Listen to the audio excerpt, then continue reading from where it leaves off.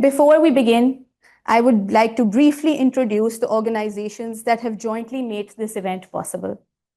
First, we have Quoting the Law, which is Pakistan's first multi-dimensional legal initiative founded by Barrister Taimur Malik.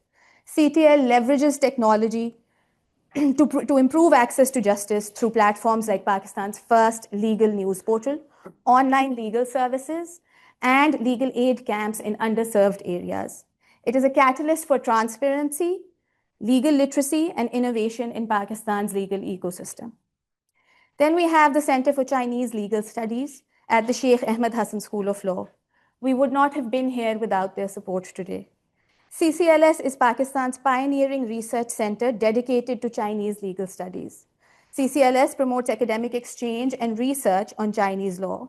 It aims to equip Pakistani legal professionals and academics with expertise to navigate bilateral legal challenges. They are also going to be launching a very important white paper today on pathways to resolution, advancing ADR for Pakistan-China partnership. I would like to invite Dr. Sikandar Ahmed Shah. I cannot seem to spot him. Oh, there you are. Please, sir, if you could come. He's the director for the Center of Chinese Legal Studies. I would like to invite him to come and give his opening remarks and introduce the white paper. Dr. Sikandar is a leading academic with a plethora of publications to his credit. He's one of the most senior faculty members at LUMS, and he was also the legal advisor to the Foreign Ministry. Dr. Sikandar, if you could please come. Thank you.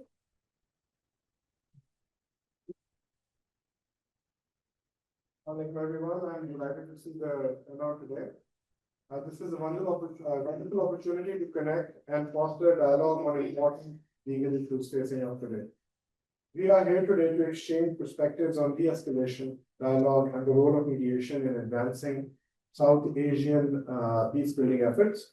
Mediation and alternative dispute resolution in general have proven to be necessary advancements in the legal sphere.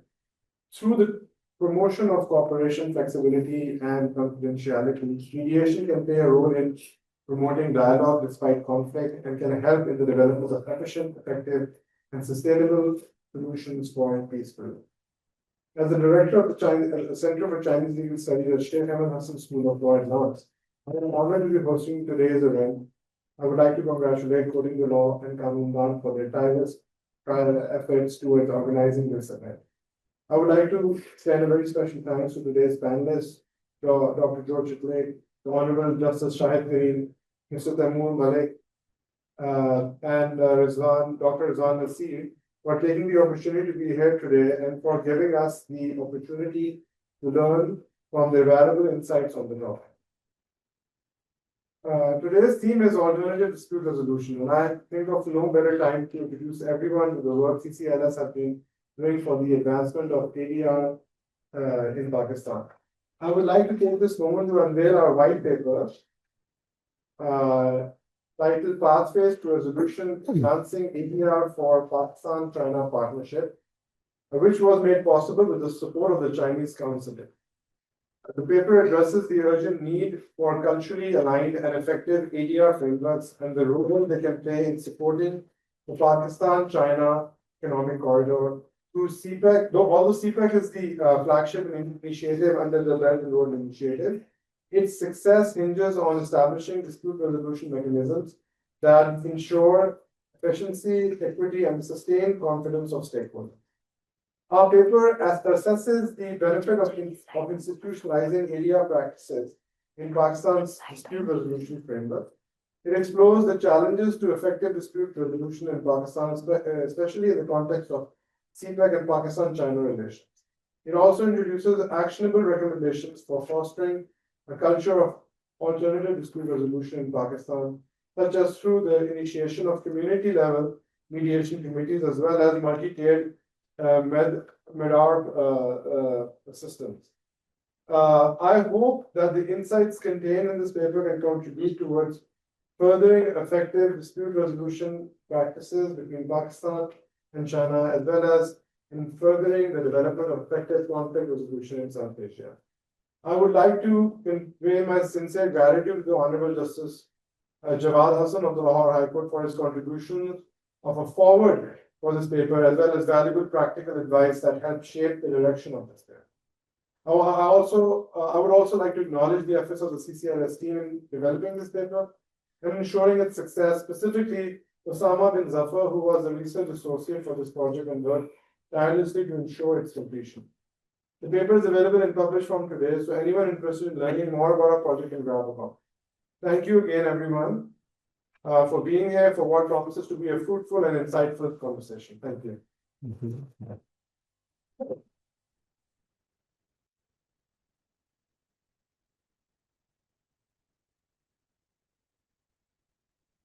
Thank you, Dr. Sikandar, for your tireless efforts in promoting ADR and bringing this important topic to light.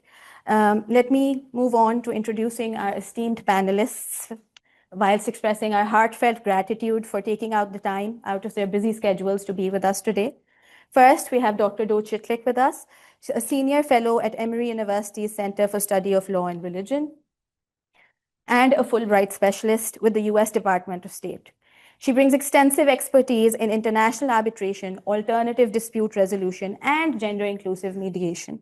With a wealth of experience in tailoring mediation frameworks to Islamic and South Asian context, Dr. Chitlik has pioneered Islamic ADR programs in Pakistan and advised on culturally sensitive peace-building initiatives worldwide. Thank you, Dr. Chitlik, for making the trip to Pakistan. I am aware that you negotiated your way here despite facing challenges with the closure of airspace, a practical display of your ADR toolkit. So thank you. Thank you for being here. We are also very fortunate to have with us today Justice Shahid Kareem, who is a distinguished judge of the Lahore High Court and a member of the Supreme Court of Pakistan's Alternative Dispute Resolution Committee. Justice Kareem is known for his jurisprudential clarity and commitment to judicial reform.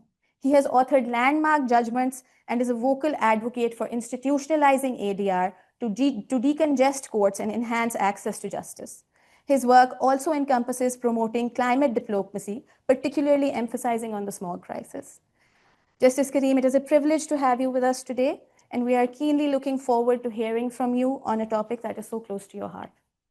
Last but not the least, we have Barrister Taimur Malik with us. He's the founder of Quoting the Law and a former global equity partner in Clyde & Co. An Oxford MBA graduate, Barrister Malik is a visionary legal technologist and reform advocate. His initiatives leverage digital platforms to expand mediation access and transparency. Mr. Malik, since you are also a dear friend, I had taken it for granted that you would grace us with this on this occasion. So I'm not giving a special thank you shout out to you, but thank you for all your help. Before moving forward, let me just summarize the MO for this session. Each panelist will present for 10 minutes, followed by a 20-minute moderator-led Q&A session. We will then hear a 10-minute special address by Dr. Rizwan Nasir, who is a senior research fellow and director of research and development at the Institute of Regional Studies. He unfortunately could not make it in person, and currently he is stuck in a very bad storm with power outages in Islamabad. So we are hoping that he will join us. But in case he cannot make it, we're very grateful for his contributions before the event, and hopefully he can join us for a little bit as well. This will then be followed by an audience Q&A session and a short closing ceremony organized by CCLS. Before we begin, I would like to just provide a few key contextual notes for the panelists and the audience. The United States has historically played a significant role in mediating between Pakistan and India, particularly during periods of heightened tensions. US mediation frameworks emphasizing trade, confidence building, and back-channel diplomacy have helped de-escalate crisis and maintain dialogue. However, how can we ensure that these initiatives do not only provide short-term relief, but lead to lasting resolutions? Lessons from the past highlight the importance of adapting ADR frameworks to South Asia's unique political and cultural context. Another burning and relevant issue pertains to the Indus Water Treaty, which was brokered with World Bank assistance and established a three-step dispute resolution mechanism: a permanent commission for routine questions, a neutral expert for technical differences, and an ad hoc arbitral tribunal for formal disputes. Despite this robust structure, recent years have seen increased friction and limited success in resolving water-related disputes. There's a growing consensus that mediation, especially with international facilitation and innovative legal diplomacy, can play a pivotal role in revitalizing the treaty's mechanisms and ensuring water security for both countries. May I now invite Dr. Jo Chitlik to carry forward this discussion with a global perspective on mediation, drawing on her extensive experience with US mediation frameworks and their relevance to South Asia. Thank you, Dr. I forgot to turn it. Can you move to her? Okay, we're not starting good here. I can't move this, so. They're setting it up. Oh, thank you. Should we? And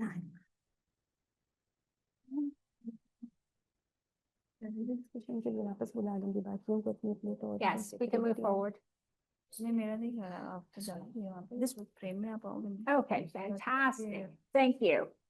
Okay, good afternoon. My name is Dr. Jo Chitlik, and as I was introduced, I am a US scholar and an academic. Today, I would like to talk to you about de-escalating tensions using trade, mediation, and the path to a lasting peace in South Asia. One of the most persistent and complex geopolitical challenges of our time is the India-Pakistan relationship, characterized by cycles of tension and conflict. This dynamic has a profound implications for the region. The human impact. As such, with the rise in global instability and the most recent developments between these two countries, we are now carefully weighing in the human impact of these conflicts. Understanding human impact. It is a call for accountability. What does that mean? Our collective human decisions have directly led to massive human displacement. Number 2, widespread epidemics. Number 3, economic devastation. And number 4, lasting climate damage. Today's focus will be on US mediation frameworks, trade as a tool for achieving de-escalation of conflict, 3, South Asian context, and the Indus Water Treaty. Number 1, let's look at external mediation. US frameworks and the use of somewhat counterintuitive trade as a tool. The United States has a long history of mediating international disputes, often employing a range of frameworks, typically involve stages from track 2 diplomacy and confidence building measures to official mediation efforts and even arbitration. The United States involvement has often been reactive, stepping in during moments of crisis. Examples, the Kashmir conflict and the post-Mumbai attack. Let's look at the conventional approach to mediation. The conventional approach to mediation is called rational actor theory. It states that through negotiation, parties can mutually find beneficial outcomes. Nevertheless, deep-seated historical grievances and ideological differences between India and Pakistan often challenge conventional theoretical approaches. Can this traditional mediation effort genuinely lead to an effective and lasting ceasefire, or do we merely manage the immediate crisis? Number 2. Trade as a tool for mediation. The theory, economic interdependence creates mutual stakes in peace and stability. When countries trade, they build connections, foster vested interests in economic flows, and raise the cost of conflict. The cost of conflict.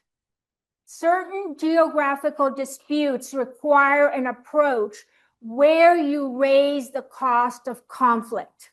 This simply means showing the parties how much they have to lose if the issue escalates.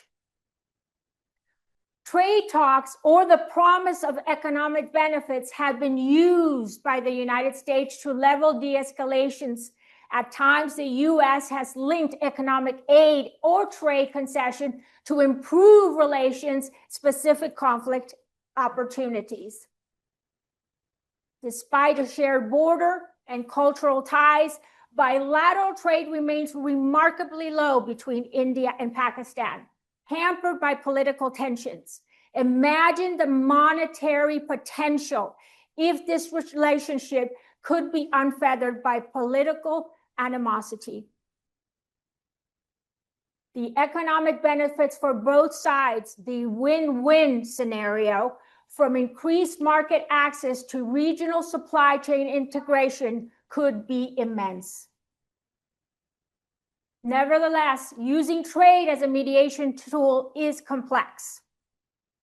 It requires, number one, political will, number two, a minimum level of trust, and number three, the ability to separate economic engagement from immediate political grievances. Can the potential for economic prosperity truly overcome decades of animosity and lead to a genuine and lasting ceasefire? Number three, while China and tariff negotiations, while not a traditional conflict, it was certainly a period of intense economic tension and negotiation for both the United States and China. Lessons learned. Firstly, the power of economic leverage is undeniable. Tariffs forced negotiations for both sides. Secondly, these negotiations were protracted and complex, requiring multiple rounds, high-level engagement, and the involvement of stakeholders beyond the United States and China. These negotiations demonstrated that even when economic interests are paramount, ideological differences and national security concerns can heavily influence outcomes. Economic tools alone are not a silver bullet, but they can create a framework for dialogue and concessions. Trade can open pathways. However, it will likely be an arduous journey, requires sustained political commitment beyond just immediate economic gains.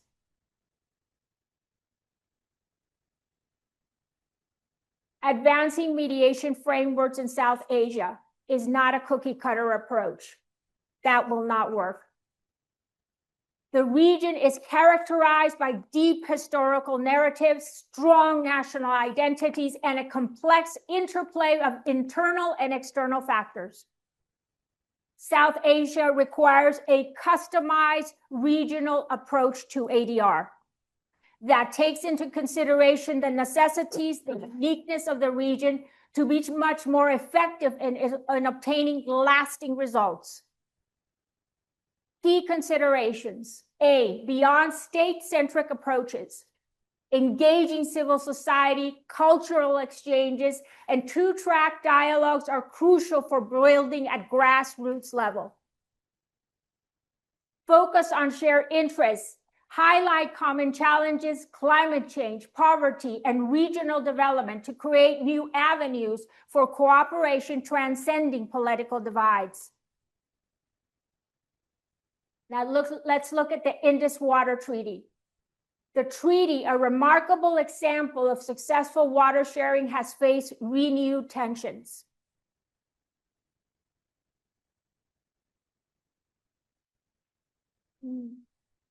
Sorry, oops. Okay, I went too far, sorry.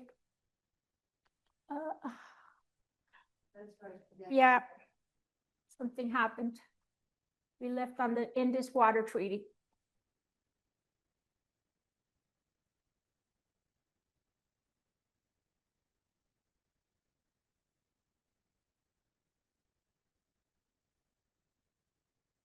There we go. Let's go back one. Yes. Okay, let's go back to the Indus Water Treaty. Sorry about that. Number A, let's strengthen the Permanent Indus Commission. Empowering the PIC with greater autonomy and resources to address disputes proactively will be a way to strengthen the existing treaty. Technical arbitration, utilizing independent, expert-led arbitration as outlined in the treaty rather than polarizing technical disagreements will be one way to move forward to resolve these disputes. C, joint river basin management, moving beyond dispute resolutions to collaborative management of the entire Indus Basin, addressing shared challenges like climate change and water scarcity. Shift the paradigm from competition to cooperation. Third-party facilitation, a neutral party, perhaps with expertise in transboundary water management, could facilitate technical discussions and confidence-building measures. The path forward. De-escalating India-Pakistan tensions is an immense challenge. External mediation, particularly U.S. frameworks and strategic use of trade, offer viable pathways. Success hinges on adapting these approaches to South Asia's unique context, fostering mutual trust, and focusing on shared interests that transcend political differences. The path to a lasting ceasefire and enduring peace is not easy, but by leveraging all available tools, including the powerful incentive of economic prosperity for the region, we can work towards a more stable and prosperous South Asia. Thank you.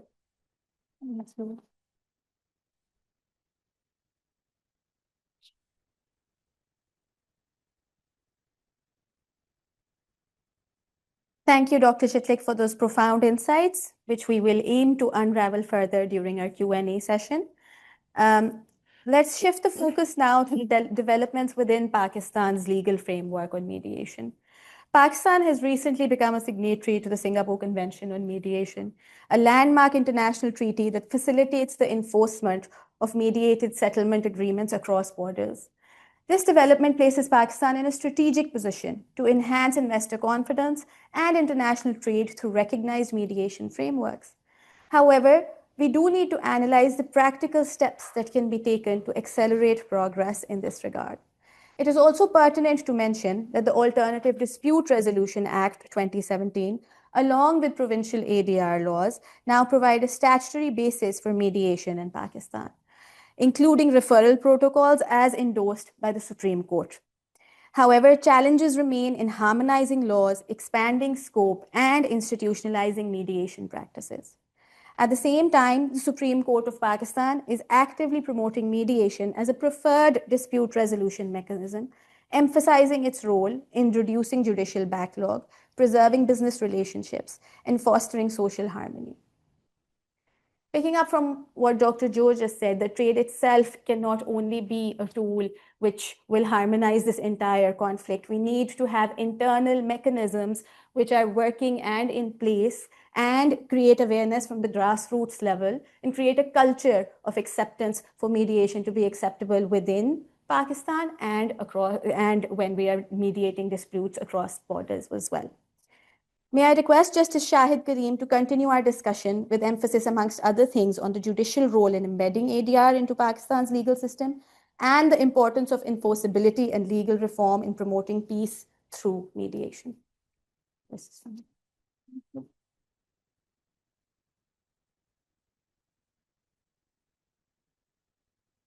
Thank you so much. I'm honored to be here. We've had the benefit of a brilliant and articulate talk about international mediation, in particular emphasis on the South Asian disputes by Dr. Joe. I would now give you an overview of what's happening domestically in Pakistan regarding mediation. Mediation in the past about couple of years has, so to speak, become something of a term which is being used by the courts, and it has picked up, so to speak, a currency in our courts. And in the couple of years, or about 3-4 years back, also we've had some legislation which has spurred actually mediation on. But most of it is led by the courts. The mediation efforts in Pakistan are led by the courts, who have spearheaded the efforts towards mediation. This, I hope it's not a catchphrase which momentarily, becomes the norm, but loses or fizzles out at the end. I hope that it stays in our jurisprudence, in our system of law, because it has the potential to be impactful. It has the potential to make a difference. If you would recall, mediation as a form of dispute resolution is not something new. We've had this for ages, for decades, for centuries. You must have, all of you have heard about systems of panchayat and salisins.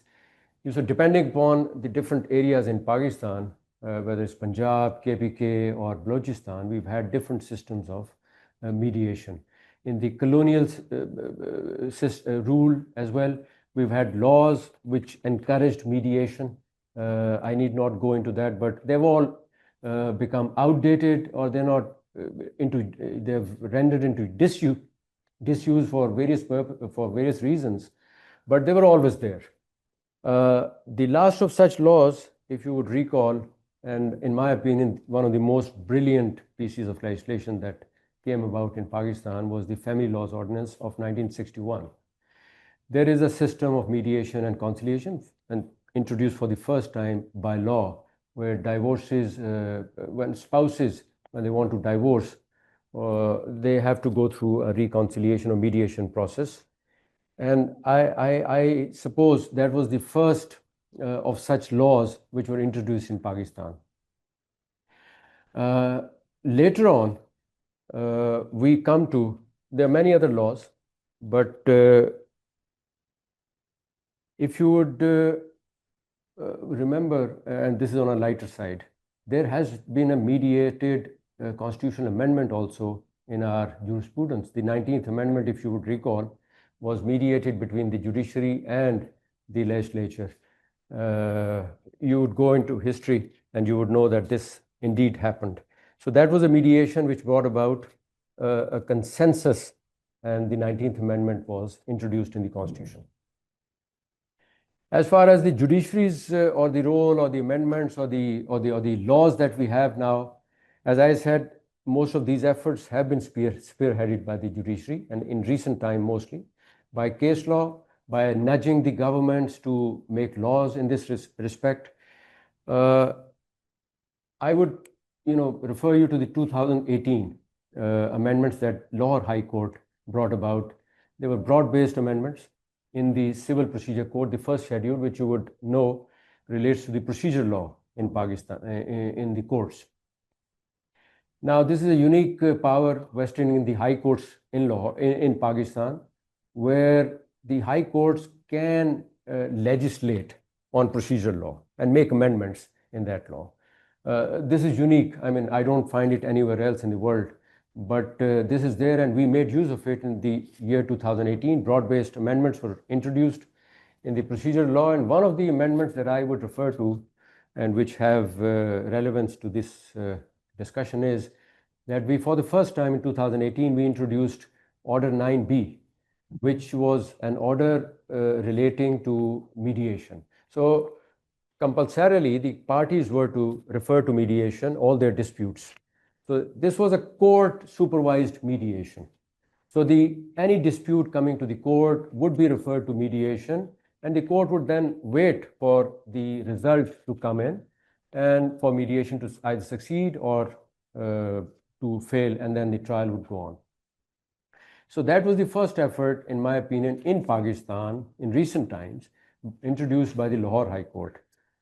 Later on, the Punjab government introduced the Punjab Alternate Dispute Resolution Act of 2019, which also was to the same effect that disputes were to be referred to mediation. Now, that law was in a state of dormancy for a long time until the High Court, and in particular the committee which I am part of now, that is committee set up by the Law and Justice Commission of Pakistan. It is a committee, high-powered committee, and it's an ADR committee.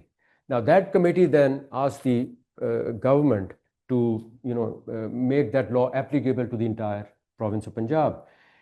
This was done in March of this year, and now that law is applicable to the entire Punjab, which means that major disputes coming before the courts will now be referred to mediation, and simultaneously there was an amendment that there'll be a mediator judge appointed, which too, since I am a member of the committee, so we've had this done. So in every district of Punjab now, there is a mediator judge. So the disputes are referred to mediator judges who mediate. You're given a period of about 60 days. And then if the disputes are resolved, then they're referred back for passing a consent decree, or they're not resolved, then the trial goes on. So this is a major step which has now been taken, which is now in place. And so the mediation for the purposes of Punjab, province of Punjab, is up and running, so to speak. Simultaneously, it is also functional in other provinces. Sindh, for example, they have mediation centers. In KPK also now, they've introduced the law in Balochistan as well in 2020. So they have these laws now, mediation laws. The disputes are referred to the mediation centers. They are court-associated or court-attached mediation centers. In Punjab, we have a robust system of referring these disputes and having them implemented. There's a data coming in regularly, which I receive. We review that data, and then we pass directions and all that.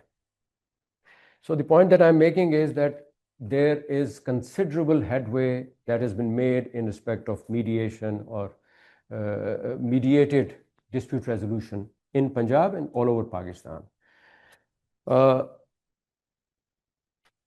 So this is a judiciary spearheaded amendments that I just brought to your notice, and then we got the government to implement the law throughout Punjab. Then we have recent amendments. For example, Section 134 capital A has been introduced by the Finance Act, which makes it mandatory for mediation between state-owned enterprises and the income tax department. For example, if there's a dispute relating to payment of income tax between a state-owned enterprises and the income tax department, that dispute has to be referred to mediation. And I'm told that I think 90% of those disputes which were referred, they were, those disputes entailed huge sums of money. They have been resolved through mediation by the introduction of this amendment in the law itself. So that is also a major step towards mediated resolution of disputes. We've also, the Lahore High Court has also asked the government of Punjab to introduce a system where the admitted dues or liabilities of contractors, which always used to come to the High Court for directing the government to pay these liabilities.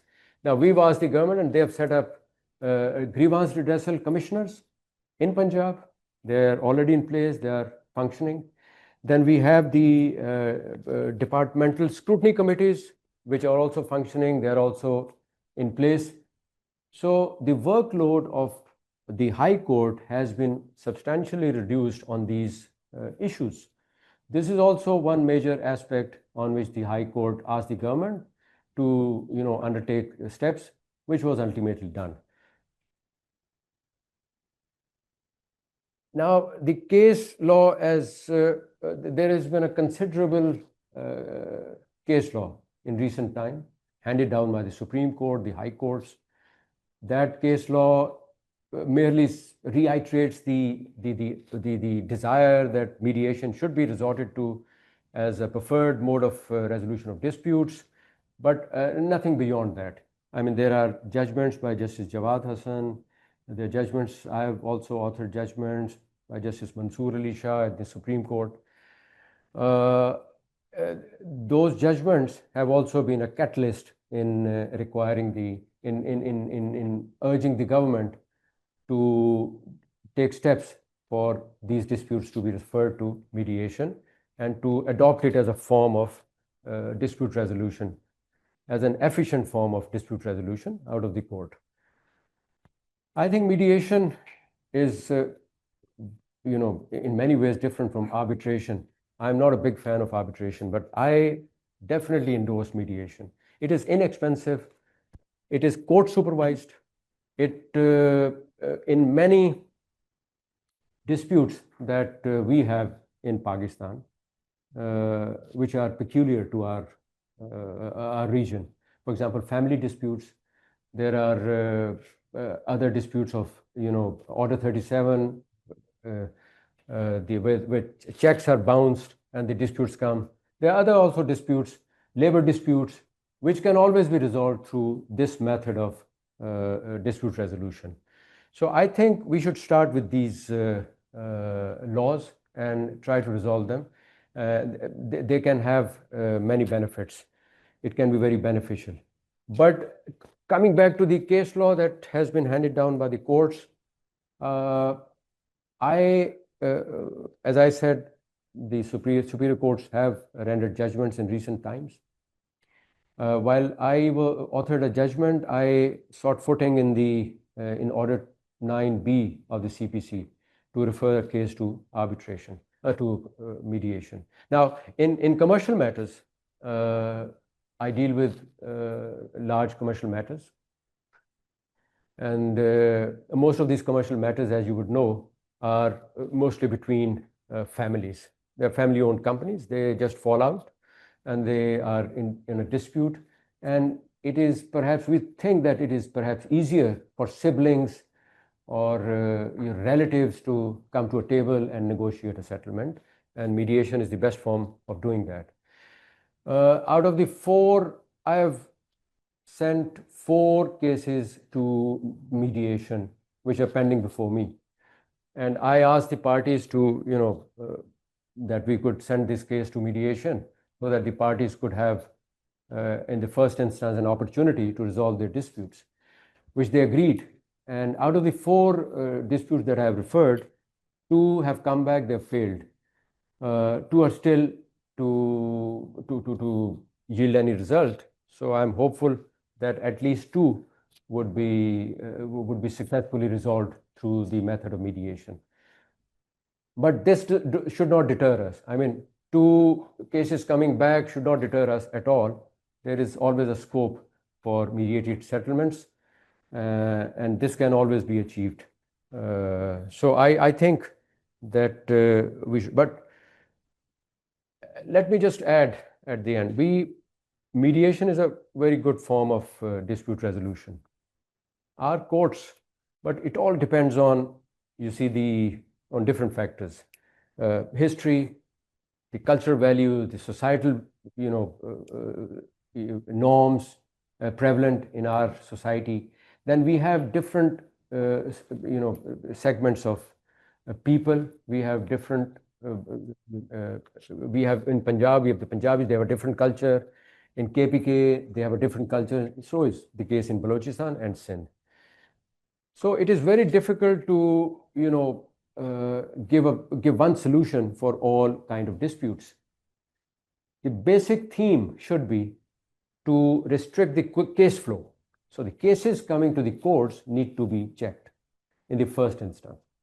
Only then mediation can be used as a tool, an effective tool for dispute resolution. But if there are, very well, if there are, thousands of cases coming in every day or every month, then if 15 or 20 cases are resolved by mediation, that would not make any dent, actually. So there are simultaneous steps which need to be taken. Firstly, case flow management has to be undertaken, and that is the responsibility of the government, the state. And secondly, there has to be a robust method of imposition of costs. Unless a party would know that at the end of the day, he would get away with anything, and there will be no consequences such as imposition of costs. They'll keep coming to the courts for raising disputes and for the resolution. Secondly, I mean, admittedly, and this is my experience now as a judge and previously as a litigator, we are a litigious society. We must admit that. We like to litigate. So that tendency has to be curbed. And in most cases, the litigation of the disputes coming before us, we find that one of the parties is in a dominant position. They wouldn't want to mediate or settle their disputes. They would want to suppress the other party. So the issue is how to have an overview of all of these factors, and then we deal with those factors also, and simultaneously the mediation should also be promoted as an efficient means of dispute resolutions. Some time back, in the end, I'll just point out, since this is being sponsored by this Chinese center also, with particular reference to the investments coming in through CPEC and others.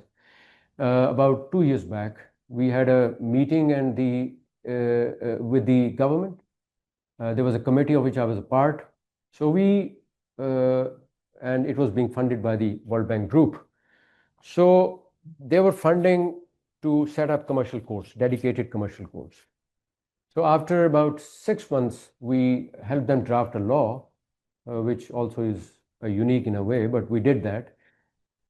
And our law was promulgated, which was the Commercial Courts Act ordinance. Now, that set up dedicated commercial courts. So I think that is also one forum that has not been, that somehow that did not take off. I mean, the ordinance lapsed, and nobody was interested in promulgating it or enacting it into an act of the parliament. But I think that is something that you should look into, this center, for asking the government or reaching out to the government to have such dedicated courts for resolution of commercial disputes, because large commercial disputes cannot be resolved, in my opinion, through mediation. There are very little chances of doing that. I'm not saying that they should not be referred to mediation, but I think we need to focus on means or processes which are efficient and which are supervised by the courts and ultimately determined by the courts as binding decrees. So that are my thoughts on this. Thank you very much once again for inviting me.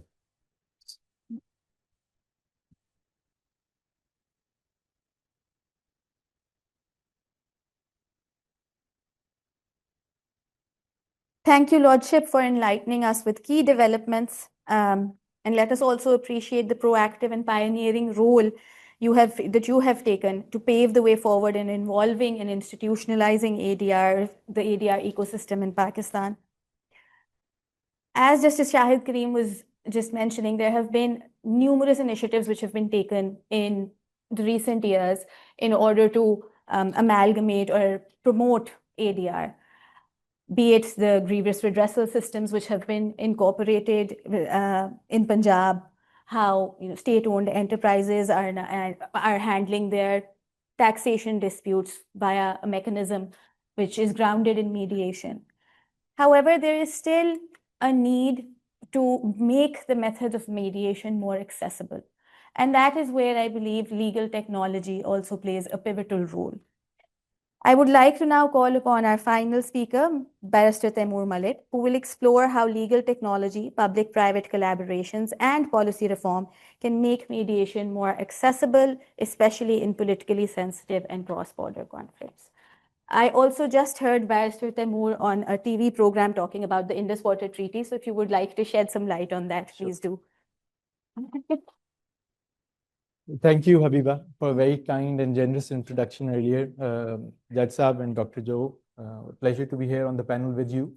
I think the two presentations have very comprehensively covered the topic of mediation and its role in the South Asian context, as well as its role in the Pakistani legal system. And I couldn't agree more with Justice Karim's suggestion to the Chinese Center to perhaps leverage the existence or the earlier existence of the commercial courts in Punjab for the resolution of BRI-related disputes.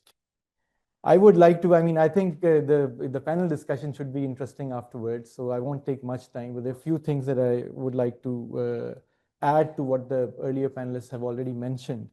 And then we'll take the benefit and advantage of a couple of other international lawyers in the audience. Of course, Sikandar is here, but I also spot Aisha here from RSIL. So perhaps the panel discussion could be a bit more interesting, hopefully. Look, Justice Karim also mentioned that mediation is different from arbitration. I think at times this is not clearly understood. Arbitration can be great for the lawyers on both sides, as has been the Pakistan experience, can be great for arbitrators, but it's not necessarily cheaper or quicker than litigation, whether before Pakistani courts or the UK courts and so on. And if we just link it with Pakistan's international experience, you're probably all familiar with the Rikodik arbitrations. I mean, Rikodik is now finally a live project, but the arbitration is never really finished. You would have heard of judiciary's, in my opinion, pretty wrong involvement in the whole Rikodik dispute during former Chief Justice Iftikhar Chaudhry's tenure, which led to perhaps the delay of the Rikodik project. And the arbitration started before that and since then, and were ongoing. And at the end of the day, what has really resolved the issue and put the project back on track, hopefully for the benefit of the people of Balochistan and generally for Pakistan, is really mediation. Through different players, both in terms of international organizations and international state players. Pakistan also had another large arbitration claim in play, which was Karke, in relation to a Turkish nuclear-powered ship which was supposed to provide electricity to Pakistan. And that dispute, again, the arbitration was still ongoing and was eventually settled through mediation, led by our players from our end, but also the involvement of the Turkish president and the Turkish government, presumably, between the Pakistani side and Karke. So mediation has benefits. Mediation can be quicker, certainly cheaper, and has worked for Pakistan in the past. Now, if we see how mediation has been or can be used for conflict resolution, which is a very important thing for people in South Asia, especially after the Indian Prime Minister's statement yesterday at a political rally, there is no more important and urgent time for mediation of issues between the two South Asian countries. But it was UK which mediated the dispute between two Portuguese-speaking countries, Portugal and Brazil, in 1865. It was other countries who mediated the Eritrea-Ethiopia dispute. It was mediation, whether it is a buzzword now since we came into the profession, but certainly it was in play when the Hague Conventions were drafted in the 18th century. It was a part of the League of Nations Charter. It is certainly part of the UN Charter, which we all follow till date. And in Article 33 of the UN Charter specifically lists mediation as one of the possibilities through which dispute resolution should take place between member states. The UN Charter generally calls for dispute resolution through peaceful means, of which certainly mediation would be one part. And so why should there be a role of mediation between India and Pakistan? I mean, we are two of the very few nuclear powered countries in the world. As we saw just this month, we are in the same month of May when effectively, a war which could have gone anywhere took place between these two countries. We rose through the escalation ladder. Those of you who might be familiar with the nuclear escalation ladder process, we went through it within a matter of days to a point where perhaps the use of tactical nuclear weapons wasn't anymore an unthinkable situation. Pakistan believes, and rightly so, that Indus Water Treaty is not just a treaty dispute. It's not just a issue of whether water will flow, whether data sharing will be done during the flooding season or not. It's effectively a right of life issue. Pakistan is an agricultural country. Pakistan is ground zero for climate change, as widely acknowledged across the world. Pakistan is going to face water shortage. They say generally that the future wars in the world will be water wars. Pakistan, unfortunately, is going to be ground zero for that again. So without resolution of the Indus Water Treaty, which earlier withstood the pressures of various wars and conflicts between the two countries, there can't be lasting peace. As Dr. Joe said, that you need to raise the cost of conflict in order to have lasting peace. And how do you raise the cost of conflict for a country like India? In this case, it's a very important point about raising a cost of conflict, and that is what eventually helps any mediating party to bring parties onto the table, whether it's in a commercial context or if it's in the context of two states. But in this case, Pakistan has a FDI, unfortunately, of only a few hundred million or sometimes $1 billion or $2 billion a year. India, on the other hand, is aspiring to reach eventually $100 billion a year. No foreign investors are going to go to a country which is at war with its neighbor, with its nuclear powered neighbor. So definitely Pakistan has certain leverage to play in terms of raising the cost of conflict. And I think that was partly the reason how Pakistan acted and why it acted. The Kashmir dispute remains unresolved. There have been, and some of us in this room have been part of those track 2, track 1.5 and whatnot efforts between the two countries. Mediation can be and has to be backed by human contact on both sides.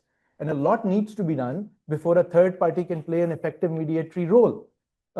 Pakistan and India have discussed in the past, at least between, let's say, international lawyers, political scientists, professors, and so on, that there should be freedom of movement between, the Indian illegally occupied Jammu and Kashmir and Azad Jammu and Kashmir. There should be perhaps limited freedom of trade between the two territories. Kartarpur corridor, which Pakistan, on the Punjab side developed, and allows access to six pilgrims to come to Kartarpur, is a very fine example of what can be done if countries put their mind to something. So there are mechanisms through which platforms can be created for a more sustainable, globally mediated solution. Pakistan and India are both facing insurgency. What is happening in Balochistan with foreign support, perhaps, is not anything short of that. What happens in various Indian states, is a homegrown insurgency. Can countries like that afford to be at conflict forever? Not necessarily, and hopefully not.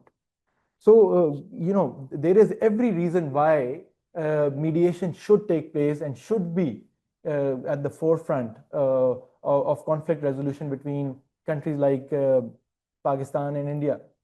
There's also the subject says, they say always read the question again and again, and in this case, the title of the seminar. It also says beyond South Asia, a role of mediation in South Asia, South Asian peace building and beyond. I mean, it would be amiss to not mention Gaza today, right? So what is happening there? If anywhere, mediation needs to play a role, and US needs to play a role, European Union needs to play a role, the Chinese need to play a role, is resolving that issue. At the moment, it's a humanitarian crisis, it's a genocide, it's something that now the world powers and the world academic legal circles are recognizing.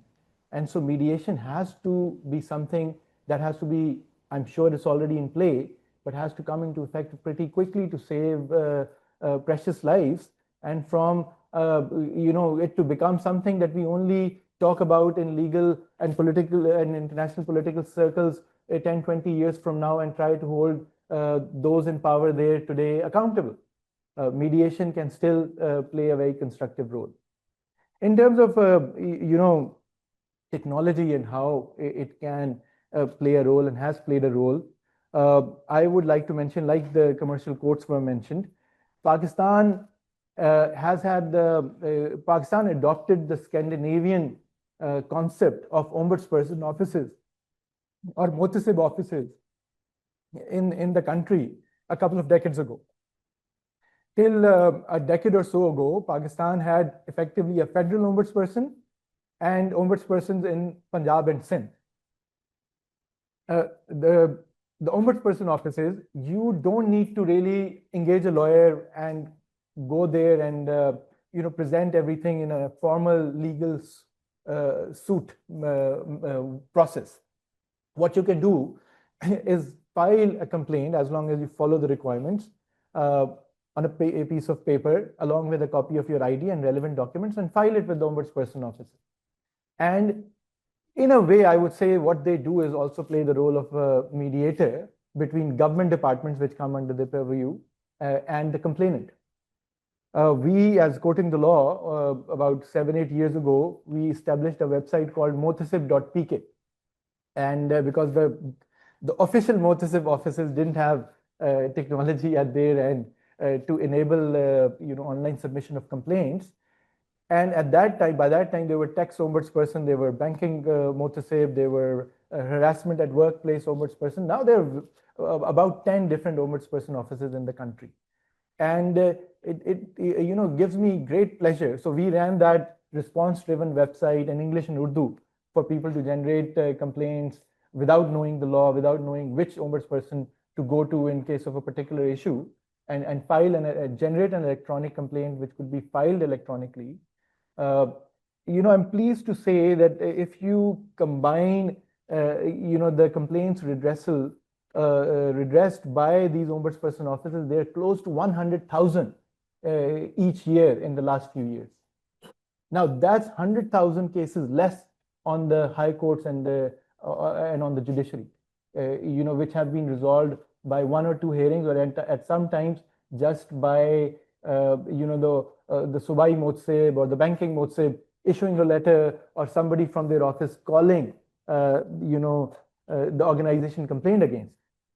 So technology does play a role, and I think there may not be a very specific mediation process as we think of mediation, but it's certainly mediation in my from my perspective, and it's leveraged by technology, and you can really resolve it, help things be resolved.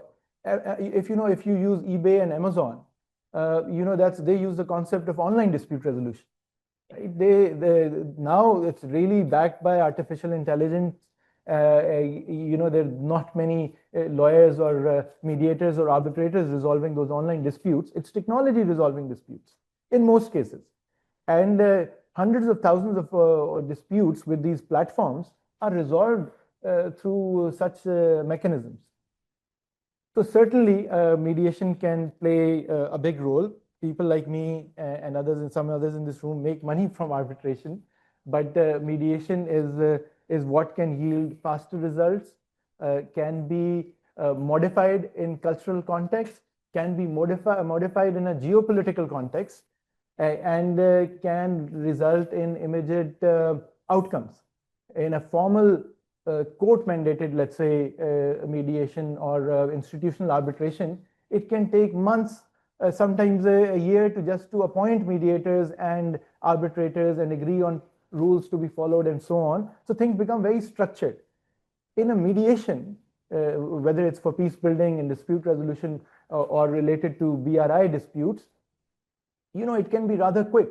You find another international player or a domestic player if it's a commercial dispute, who you both sort of respect or are happy to discuss your sides of the story with and achieve a result.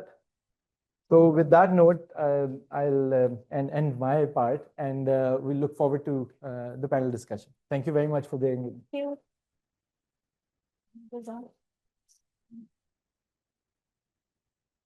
Thank you very much, Barrister Taimur Malik, for those insightful comments. I feel you have really opened our eyes to a few other aspects and dimensions as far as mediation is concerned and its impact across the globe. And building up, starting off from where you left off, and also just to bring into light what you mentioned with reference to Gaza and even with reference to the recent tensions in the Pakistan-India conflict right now. I think one of the issues at the back of our mind as soon as it flared up was that India is, strategically a more powerful, bigger, as you mentioned, financially more secure country. And at the back of our minds, I feel like the audience can chip in over here if they feel that it's something which was definitely, it had an impact on our thinking that what if what happened to Gaza also happens here? Will somebody step up if it goes into that direction? At the same time, we are not Gaza, and we realize that.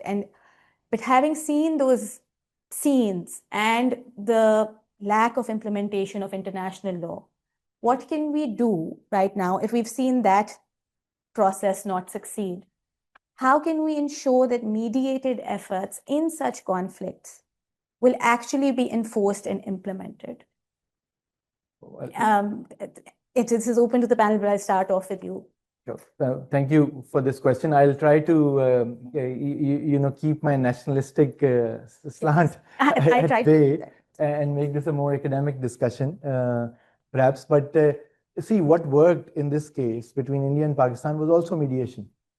As President Trump has very effectively and repeatedly stated during his Middle East tour, that he used trade as a tool to ensure peace in the region. And it was a very dangerous situation, of course. So I think that's a very great example. The fact that India is a bigger economy, is attracting more FDI in the case of war worked for us actually, because they have a higher cost of conflict. We are reliant on remittances from our overseas workers, which will only increase if their family members in Pakistan need more money, right? India's dynamics are slightly different, which I think maybe we, even on our side and on the Indian side, we didn't look at these issues from this angle before. But clearly, these few days showed us that.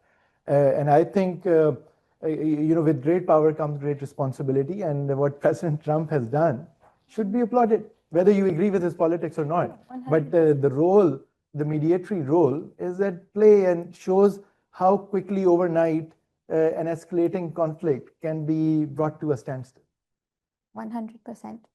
Building off on that and a little bit, just Dr. Joe, I would also like your comments on this, and Justice Shahideen, if you could just weigh in terms of the enforcement of interstate disputes and mediation awards in such situations. How can we ensure robust, and right now we have the cost of conflict, and we have, general schemes which are keeping this in place.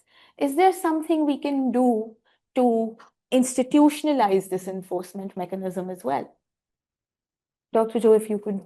So it's two separate issues. So the first one is the enforcement of an agreement that comes out of the resolution of a dispute. And the second one is enforcement of awards. Okay, so it's apples and oranges. So the first one, to answer their first question, is I think we go back to the very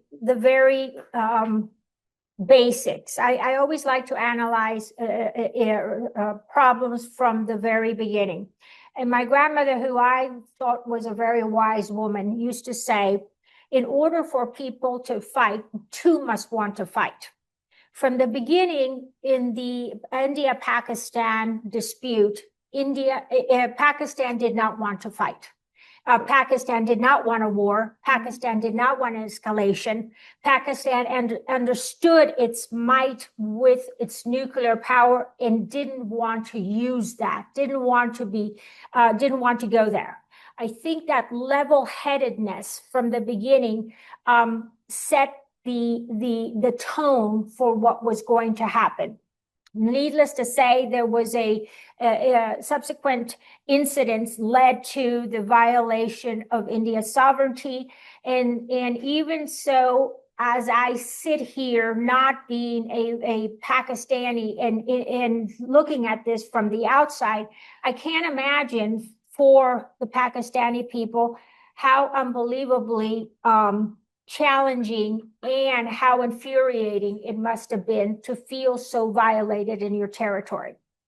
But even though, with all that, there were still people that were saying the repercussions of us escalating and going further are tremendous for our people. So there was, you must think, beyond the mediated effort, you must think level-headedness, and you must think leaderships when they are willing to go ahead and sit down. So when there was the possibility of mediating this situation, you must understand that one of the key principles of mediation is that the parties must be willing to sit down and mediate. You cannot force this.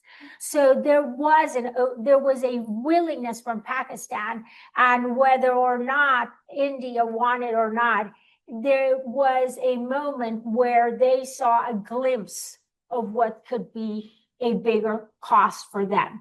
And this is why I went ahead and illuminated the cost of conflict. And I think that even though from all perspectives in foreign investment, it looked like they were more powerful, they actually had so much more to lose that they went ahead and had to cave in to the level-headedness that was shown at that moment. So I think that moving forward, although it is right now, it's very fragile, ceasefire is very fragile, and there are many things as you move forward, because you have already implemented a mechanism of also showing how trade can be an essential part of this resolution. I think you're going to have open ears to the possibility of resolving this on a more permanent basis, more than you have in the past. That's one thing. As far as awards, I think Your Honor can be a much better conduit. It's right up his alley of enforcement of arbitration awards. So I'll go ahead and leave that to him to tell you from a judicial perspective and a treaty perspective how that can be best enforced. You have the New York, interstate arbitrations, or they are seldom enforced in one country or the other. So there are other forums, international forums, where this takes place. For example, this Indus Water Treaty, I'm not an expert, you are, but I think it was negotiated and mediated by the World Bank. It's not the guarantor. So unilaterally, it was suspended by India, and nobody could do anything about it. There are recent judgments by the International Court of Justice in respect of Israel and other cases.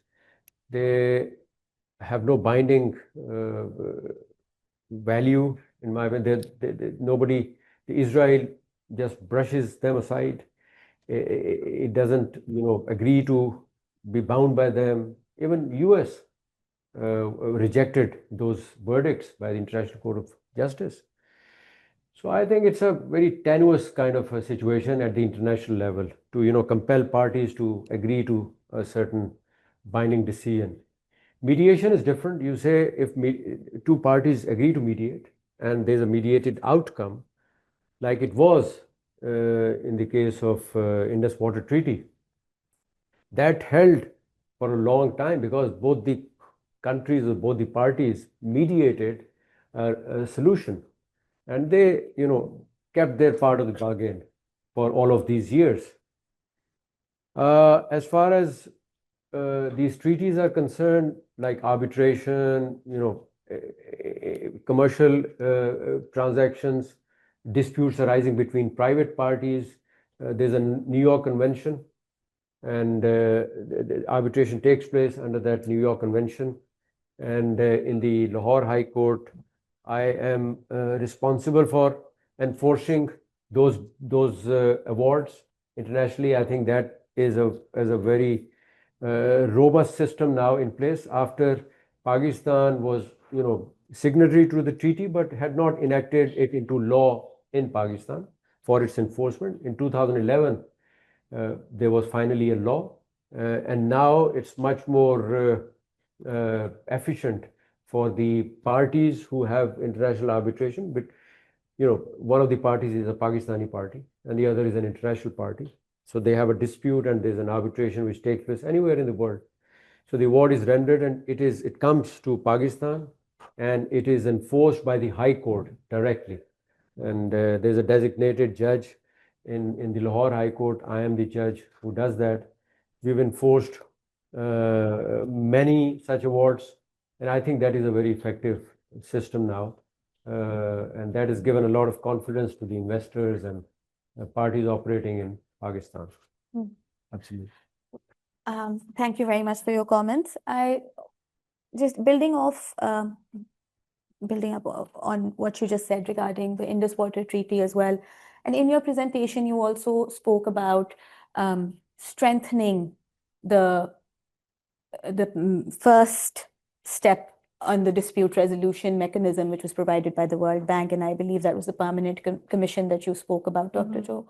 So can you just enlighten us as to how you believe that can happen and what impact it can have in actually resolving this current crisis? Because as Barrister Taimur Malik also pointed out, that this is, wars in the future are going to be on water, and we could be ground zero. And how can we avoid that? And how do you propose that this mechanism of just making the first step of dispute resolution over there stronger, how will that impact future decision making? Okay, so in order to unravel that, let's go and understand what the mechanism is within the treaty. So this Indus Water Treaty has an ADR or alternative dispute mechanism built into the treaty.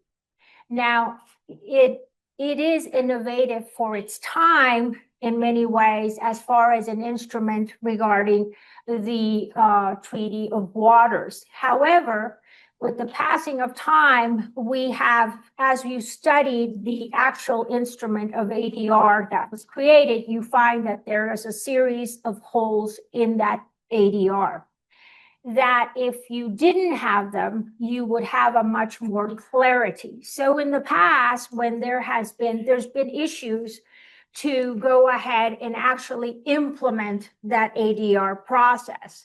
So some of the issues that have risen up is issues of time and implementation. Okay, so in modern ADR mechanisms and treaties, you now see that there's a very robust timeline of what will happen in what you call escalation of ADR mechanisms. So while this treaty has a very robust escalation of ADR mechanisms, which is the commission and then supposedly the neutral and then arbitration, it is kind of murky on sort of the process of it itself. So it leaves ambiguity in a couple of areas that are now going to be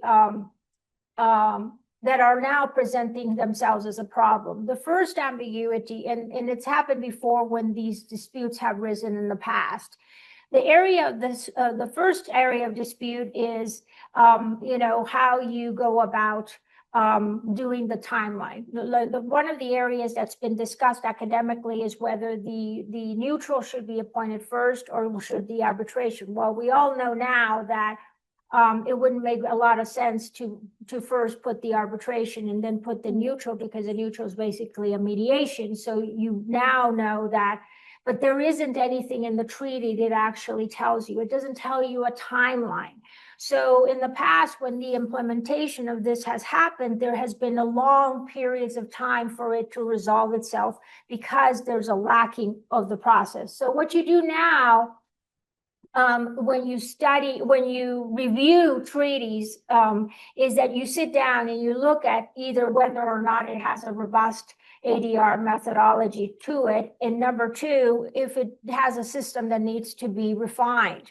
And when it needs to be refined, you take the process of the timeline when the treaty is open for renegotiation, and you utilize that period. Well, that period is never really been utilized in this treaty.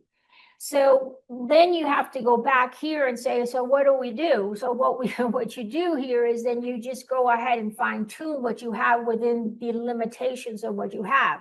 So going ahead and creating a more robust commission, what it starts to do is to define the steps of ADR in a much more concise manner, so that each one effectively does a part that allows for that conciliatory process to take place and not simply bypass it altogether.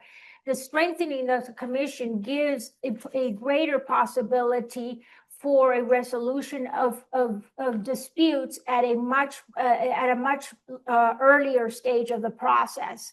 It also gives the facility to go ahead and analyze them and really see whether or not these are tier 2, which is mediation disputes, or tier 3 disputes.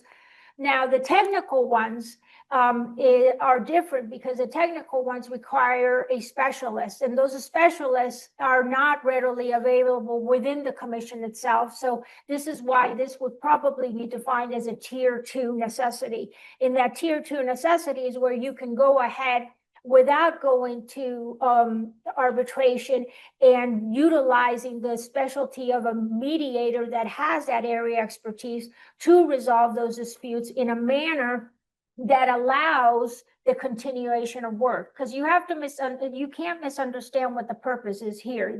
The purpose here is to continue the workflow, or continue the movement of the water, and continue the treaty as it stands. We sometimes confuse the trees from the leaves, and this is a situation where that can be easily confused. So what you want to do is you want to create mechanisms that allow both India and Pakistan to get back to business really quickly, and work within them in a manner that you do not violate the treaty, which makes it very, very difficult to do, because you must not violate the letter of the treaty. So that's kind of what I envision. So it is making each of those steps more robust to make it much more difficult to get to the last step, because how Your Honor put it specifically is very true. Once you enter into the realm of arbitration, you may be there for a prolonged period of time, and you're not achieving the result, which is getting back to business. 100%. So after what you said, I have two very different questions which are coming into my mind. The first one is that, as you mentioned, that we need to really refine the process, maybe, have it step by step. Every entity knows what its job is, how it is to be done. And I feel like that needs to be reflected in the ADR mechanisms of our country as well. Yes. So while I was researching for this event, I came across a few websites of a few states in the US, and there was a very, I would say, intense method to the madness. Like, I loved how they had actually written down exactly what needed to be done, what were the qualification criteria of the mediators, to how you can benefit, to how you can, if you're not available in person, you can get a mediator on call. And it was all very harmonized, and all the information was in one place.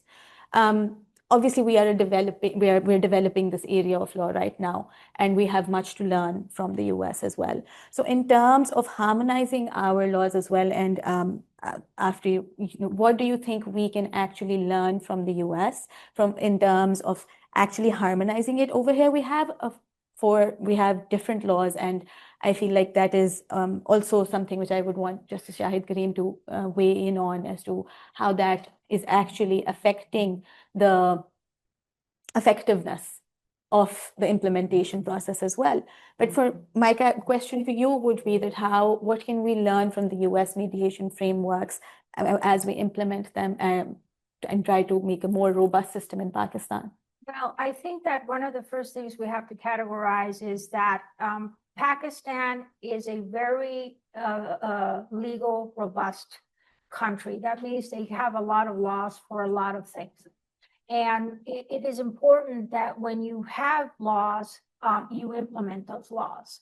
So if I would really be curious to know if there isn't already a law in the books that simply isn't being adequately implemented. That's the first thing I would probably do before I went anywhere else. Should there not be a law, or should there be ambiguity in the law, then I think that you could utilize the assistance of US academics or US specialists that have that background to further carve out areas where where Pakistan could be most benefited by the situation. This is a very unique area of the law, and it reminds me, I negotiated a treaty between two countries regarding gas, and there was a huge problem between the two countries that was escalating. And one of the issues is that nobody had ever realized that the guys that had to open and close and shut these valves on either side of the border, both of them did not speak the same language. So at the time when they tried to communicate one with the other, they couldn't communicate because both of them spoke different languages. Now, that almost seems comical, but it isn't comical. That caused a dispute that almost ended up hurting that trade agreement. So these things can be very minimal or can be very complex. This is why it is important to set a series, not only the legal framework, but also an operating manual. That operating manual will tell whoever is in that position exactly what to do in exactly that particular phase of the process. And it's more important when you have something so delicate as the operation of waters. 100%. I really appreciate I think the dispute here is not regarding the efficacy or of the Indus Water Treaty, or that it is not adequate in any manner. I think because of this crisis, India just unilaterally suspended a treaty. It's not that there's a dispute on the modalities of the treaty or other thing. It was working perfectly fine till the day it was suspended. So I don't think there's a dispute regarding the implementation of the treaty itself. So that was a unilateral act by India in suspending that treaty. Otherwise, it was working perfectly fine. We had a commission which regularly meets, which discusses various issues, sorts them out, and it was very effectively being taken.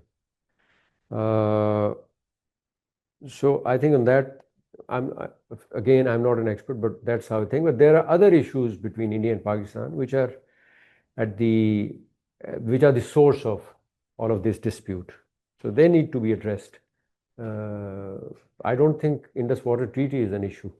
That is the best thing that happened between the two countries, and it's the best, is the most functional thing that has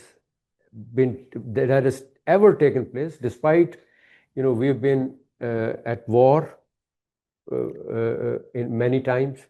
We have been nearly at war in those times. There have been major disputes which have arisen. Trade has stopped. Everything has stopped.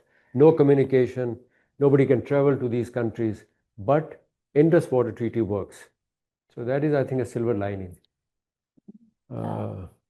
Just to quickly build up on what you were just saying, do you think, even you're absolutely right that the Indus Water Treaty itself has been one of, hailed as one of the most effective tools of diplomacy for India and Pakistan. And is it possible for us to somehow leverage something on those lines to actually combat the smog crisis? Because Delhi and Lahore are the most affected, badly affected, where I think worst AQIs in the world, top 5. It's hazardous being here at that particular time. And is it something that you believe that there's some mechanism which we can come up with to hopefully figure this out? And I would want you to hold a separate panel discussion on that. because this is something which is very dear to me. And I have worked, so much regarding this. And Salman there is also been on the receiving end sometimes. PCB. See, on smog, water conservation, so much has been done. You would be amazed I would want you to host me someday. And I would like to tell you how the city of Lahore and the province of Punjab has generally benefited out of the steps that we have taken, which you are not aware of. And you would be amazed to learn that the water table of Lahore was going down at a level that you cannot imagine. And in another 5 to 6 years, there would have been no water in Lahore. Situation would have been like Karachi. Now the situation is that for the past 5 years, the water table has stabilized. It's not going down. It's coming up once again. That is because of the conservation measures that we have taken. I would like to tell you about them one day, whenever you are interested. We would love to have And you. amazing work has been done regarding all of these. And also smog, of course. Smog is something you would notice. Let me just remind you. In November, we had the worst smog in Lahore. How did it clear away? Because of the active intervention of the court, which there's a petition before me in which I pass orders regularly. Mariam from your office appears for PHA. And within, less than a month, that smog was cleared. And because of the, stringent measures taken regarding different aspects, where the, polluting buses, vehicles were, impounded, they were stopped, they were not allowed to go on the roads and, etc. And we have had the best January and February for the last many years. It was the most beautiful and sunny January that we've had. And that is because of the intervention of the court. So this is a topic which I would like to discuss with you sometime. But coming back to your question, yes, Delhi is badly polluted. There's a smog issues, and common to our here we are doing something. I don't think they're doing that in Delhi. It's pretty bad. Whenever the winds blow from east to west, we are at the receiving end. But if the wind doesn't flow, then it's fine. Mercifully, this time it did not. Whatever smog is in Lahore or in Punjab is our own doing. We must address that instead of saying that they are. So we need to address these issues on an urgent basis. Much is being done. If I can add, I think in fact to the Chinese center as well, that another session which would be helpful would be on the enforcement of foreign arbitral awards in Pakistan, in particular Punjab, because not many people know this. Even clients at times say, "Oh, we'll get a foreign award, but how will it get implemented in Pakistan?" So something, again, a discussion on that to highlight, especially given that Sab's hands-on experience with that, would be useful as well. The other thing on the Indus Water Treaty, I just wanted to mention that Pakistan's position is that it's not suspended or in abeyance, because the wording India has been using is that we are holding it in abeyance. this particular treaty has no concept of suspension Mm. in it, right? So it can't be suspended. And they are trying to hold it in abeyance. Our legal position being that, of course, it's in effect. So anything that India does, which is not in line with the current terms of the treaty, by Pakistan would be deemed as a violation of the treaty's terms. And the risk, I mean, if you're talking about smog and climate change and all that, the risk in the coming months is that Pakistan, in particular this part of the country, also has flooding season, rain season and whatnot. And a very important thing under the Indus Water Treaty is data sharing and Yes. sharing of information when water is being released and so on. And if that's not done, because India for some day has not been sharing data, that can lead to flash flooding, that can cause serious human harm and property damage at our end. So there are actual implications of one of the parties unilaterally holding such an important treaty in abeyance. One would wish, to add to Dr. Joe's point, that Pakistan never wanted war. Pakistan doesn't want war. And for once, we are glad we were level-headed in our approach. 100. Right? And somehow, by automatic consensus across the board, is that one would see treaties on smog control. One would see treaties on other aspects using the Indus Water Treaty as a model. As a model, That's exactly. what one would hope for, right? But instead, we are 2 steps back now. But let's see. Let's hope that some international mediation, works. Thank you so much. I have a list of questions regarding costs and the, how marginalized communities can use mediation, and but I feel like that's another entire separate topic, or say we'll have to hold a separate discussion on that. Dr. Rizwan Nasir has also managed to join us. I think he has braved the weather and the storm, and his dedication and his commitment to be here is evident. Do we have someone handling the... Dr. Rizwan is a senior research fellow and director of research and development at the Institute of Regional Studies. He's a renowned analyst on South Asian geopolitics. He will share his expert perspective on the evolving regional landscape and the role of informed dialogue and policy innovation in advancing peace and cooperation. Dr. Rizwan, if you could take over, and after that, we'll open the floor. Once you hear his insights on the matter, we'll open the floor for some questions as well. Thank you. Assalamu alaikum, everyone. First of all, thank you very much, Dr. Sikandar Shah, Director, Chinese Legal Studies at LUMS University, Manahil Tour. And thank you very much, Habiba, for a very generous introduction of mine. It's a pleasure to join such a distinguished panel, Justice Shahid Karim Sahab and Dr. Joe Chitlik, Barrister Taimur, all of you. It's a pleasure to be with you, sharing the panel. I would start my presentation with a small disclaimer that this presentation should be seen through the lens of diplomatic approach and academic approach, not through the lens of any legal, because legal experts are already on the stage. They can share better expertise. Secondly, I would start with a small quote, which is Chinese quote, Hu Ganshi Ni Chang Hu Li Gong Ying.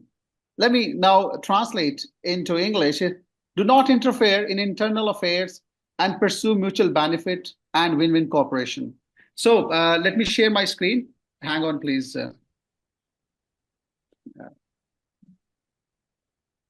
Let's click. Let me send a request. Yeah.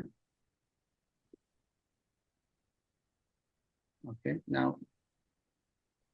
Yes.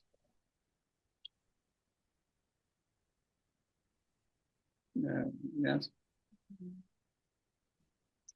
That's the PowerPoint.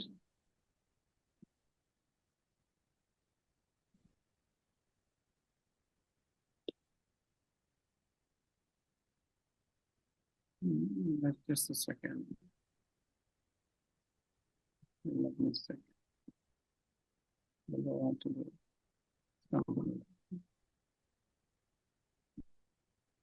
What's wrong with it? I think you can, yeah, that's what I was gonna say. If you're having trouble sharing your screen, maybe you can just tell us about your points. We're all. All right, all right. All right, Habiba. I think time, I understand that is most important. Okay, ladies and gentlemen, my presentation today is about China's mediation diplomacy, which is a model for regional stability and connectivity. So I would start with the three things, like the theme of discussions are three. For me, number one is non-interference. Number two is economic incentives. And number three is multilateral engagements that, of course, the Chinese model has for its mediation now at the international arena. One thing, as the great powers grow bigger and bigger, stronger and stronger, they start playing more proactive role in international politics. And I would like to quote, the United States has also played a great role in international politics in all realms. I would like to quote Camp David, for example, in terms of mediation, which was done between Egypt and Israel back in 1978. Similarly, Oslo Accord back in 1973, Israel and PLO. So you should remember that how the United States also historically played a role similarly. Now, China is becoming a major power, and with that, it tries to follow the same thing, because this world is looking at the great powers when they are confronted with some problems, some conflict. They look at the great powers, what role they can play. So in that context, I think China has taken up now a kind of role where it acts as a mediator as well. So I would like to quote by the Johann Carlton. He says, peace is something that you make with your adversaries, not with your friends. It means now China, of course, has first it made relaxation of tension with the United States. Later on, now it has become a bigger country in terms of economy, in terms of diplomatic approach. It is playing the same role. I would like to quote very recently what happened between Iran and Saudi Arabia. Iran and Saudi Arabia, nobody could imagine in recent times, at least my generation was not hopeful we would see any kind of relaxation of tensions between these two countries. But you have seen that. The Beijing in 2023 March, the deal was signed between two countries, and Chinese government, they brokered the talks, and the era of tensions came to an end. Now, in that context, if I would like to continue, Chinese, they are using economic incentive, economic diplomacy as a tool for mediating between countries.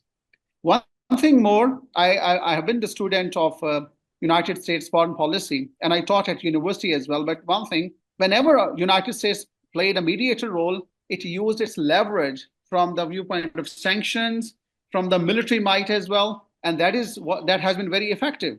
But Chinese approach is different. They are using economic incentives and their economic benefits for sharing with other countries. So all that is happening now because of the Belt and Road Initiative that we can see.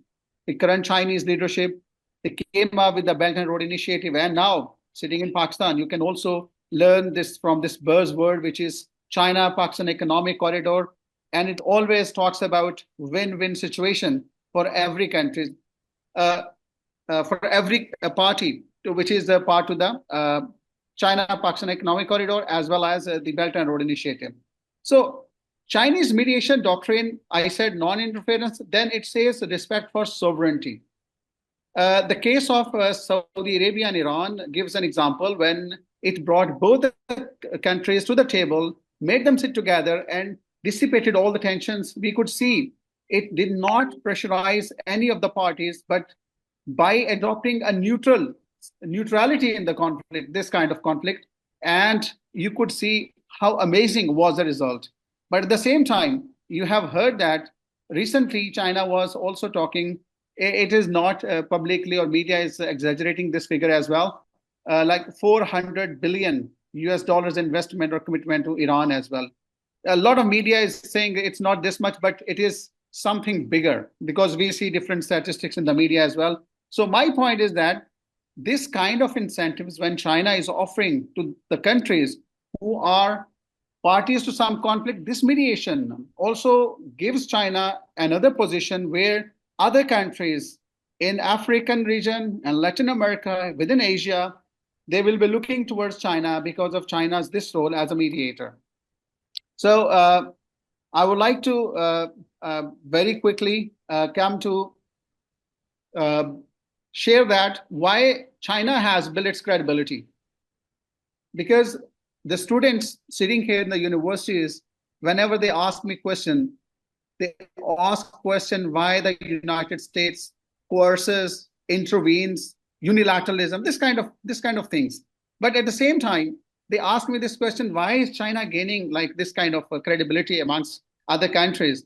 The response, mostly, I'm making my responses. China is mostly neutral. Some journalists, some scholars raise fingers at China. China just is standing aside and looking at the things and waiting for the time, then goes in to play a role. Whatever is the reason, but still is no party says they have been either coerced, they have been sanctions, or they have been their threats have been used. So this kind of stuff. We have a lot of lessons to learn from them. A lot of lessons to learn from them. For example, now from this macro level, I will come to the micro level. Micro level is what lessons Pakistan can learn, because Pakistan also is embroiling in conflict with a neighboring country on the other side, western border as well. So the honorable panelists, they have been discussing a lot about the legal stuff and of course diplomatic stuff as well. So I would like to see, in the case of Pakistan and Afghanistan, what role China is playing recently. You could see from the foreign minister's visit to China, and this has been once again reinvigorated because of this, the role China is playing as a mediator. As a Pakistani, as a student of international politics, I think that this is going to once again make a remarkable shift in the approach from both sides. So this conflict between Afghanistan and Pakistan, or you may call it a misunderstanding, some people call it, but this is really problematic between two countries. I think so because of the China's mediator role, it is going to be at the back burner once again, and both countries are going to restart their relationship with each other. In this context, we cannot deny the role of multilateral organizations, track to diplomacy, or the international organizations. And very quickly, because I understand the time I was given is 10 minutes, the Shanghai Cooperation Organization is a platform which has enjoyed credibility amongst the regional countries as well. And you could see very easily Pakistan and India both desire to become the part of this SCO. And you can also see that how proactively this SCO is contributing in the regional affairs, because SARC failed to meet the expectation of the regional people here. Then becomes, of course, multilateral diplomacy China is playing. One thing, in the contemporary times, we are living, especially the third world countries or the developing countries or least developed countries, they are looking at the great powers. The great powers that whenever there is a conflict, for example, there is a trade conflict, there is a territorial conflict, or any conflict, they look towards the great powers that they should play a role. In that context, I think China is now practically working to reach out to resolve more conflicts through its mediation or diplomatic mediation. And I think so, in that context, China is playing more into even starting from Latin America, East Asia, Africa, and of course, as China is discovering more avenues, there are more things you will see in future because of the multilateral platforms. China will be using multilateralism for resolving this kind of conflict. I'm skipping some of my slides because here I prefer if it comes during the Q&A. I would be happy to answer this in detail. Okay. Then lastly, one point, as most of the least developed countries, they had the history of colonialism. by the great powers. We cannot deny that. Even today, people, when they talk of the great powers, their role, they talk of the exploitation. They talk of the coercion that we face as a nation, as a people. Or then what happens? They say they need a system where the small countries even matter. And I would like to draw your attention towards the African continent, where the China has penetrated with a renewed approach that even small countries matter. Now, this is of course positive. It has also made the great powers, especially America, also to reconsider its policy towards Africa. And now you could see the American leaders are paying more attention to the African continent. So I think so. I'm going to conclude in a few lines. The great powers, if they pick up an approach to resolve issues, or they play a role of a mediator through multilateral platforms by making them sit together or staying neutral, not becoming a party to the conflict, any major conflict, like I mentioned, Saudi Arabia and Iran, at least my generation was not hopeful that it is going to be resolved, but it is done now. And any major conflict can be resolved. What you need is just a will to resolve it. And of course, geopolitics, it matters, but at some point, great powers should put aside this geopolitics and they should think through the more humanitarian lens. And with that, I thank you all once again for your attention. If there has been some kind of slides I missed, was just for sake of that I can keep the time limit, and I look forward to your question if you have any questions, and thank you very much all. Thank you, Dr. Nasir. Thank you, Dr. Nasir, for your enlightening conversation and for highlighting China's role in mediating efforts worldwide as well. I would like to open the floor for questions now. Yes, please. Sorry. Company, and I am the founder of Institute of Sustainable Studies, Pakistan. So I don't know, today's topic is industry, and I'm very much happy to listen that our judiciary is directly involved in solving the problem.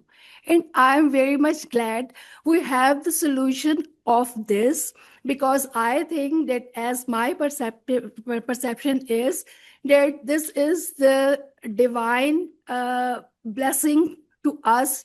This conflict is the divine blessing to us, because as a Pakistanis, we know in what situations we make in this industry.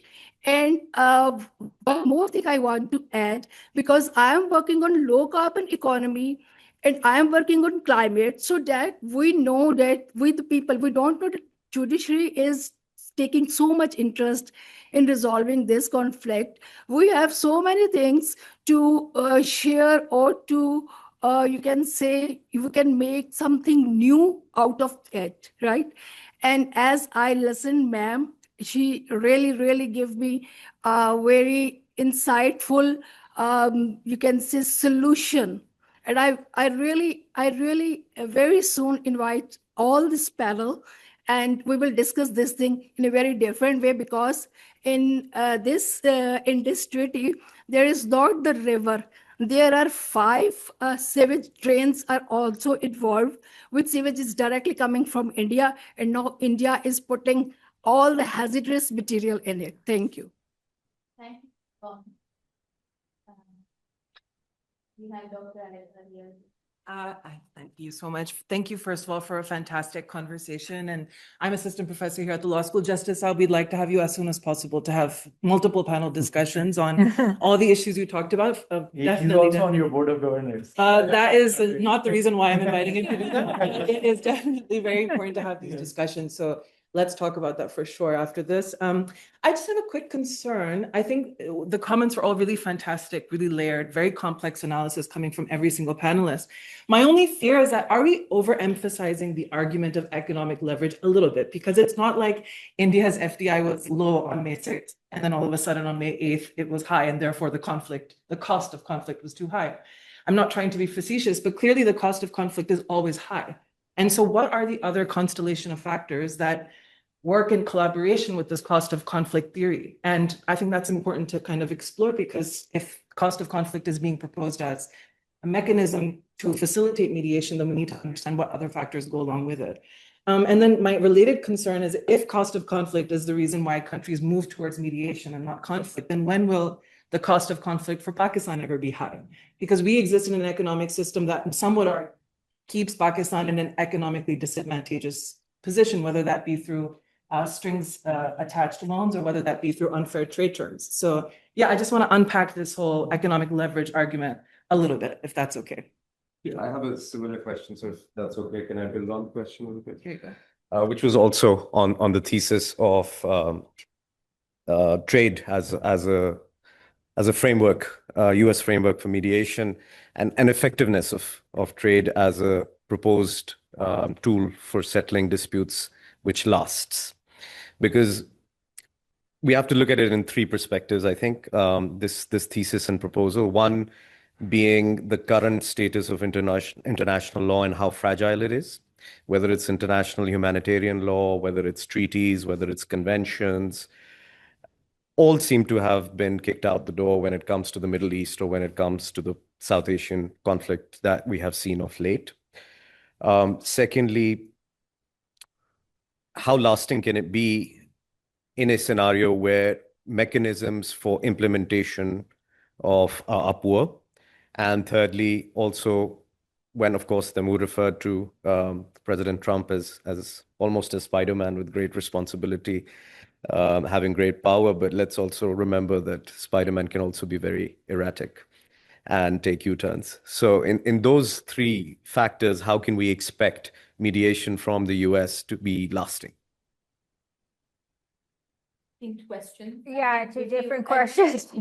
Address the cost of conflict. Yes. So it's important to understand that the cost of conflict isn't limited to economical conflict, economical only. If you limit it only to economical, you're really cutting it short. The cost of conflict is a theory that expands, and the cost is diverse to each country depending to the idiosyncrasies of that country. The second thing you have to understand is the cost of conflict from a multilateral perspective. What does that mean? How when countries go into the possibility of escalation, how does the global community react to that? How do they look at that? Who do they side with? How do they look at the possibility of escalation? So that's how there is a totality of factors that must be considered. We talked about economical repercussions for India because it was kind of the thing that we were talking about, but the cost of conflict was also a much bigger thing for India. And the other part of it was that India really saw that the global community was not with them. That's a cost of conflict. So you have a multilateral consensus coming into play with some of the biggest players in the world saying, I don't think so. We're not going to go with you if you escalate and actually attack Pakistan. So when we say that, I apologize if it sounded like it was trying to be very tunnel vision, but it really isn't tunnel vision. It's a very robust analysis that needs to be made of the many components that could really be costly to a conflict. I hope that answers your question.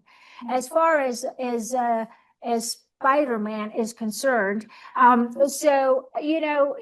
are an evolving nation. We are constantly evolving. We evolve hopefully every 4 years. And the importance of that is not the evolution, but the lessons that we learn from that evolution. And I think that one of the things that is very pointed at this time is that as horrific as the Gaza war has been, and from a human rights perspective, which is my first calling, we cannot deny it, that it's been absolutely horrendous, something we cannot even stomach. I think that one of the things that we have learned is that we don't want that to repeat itself.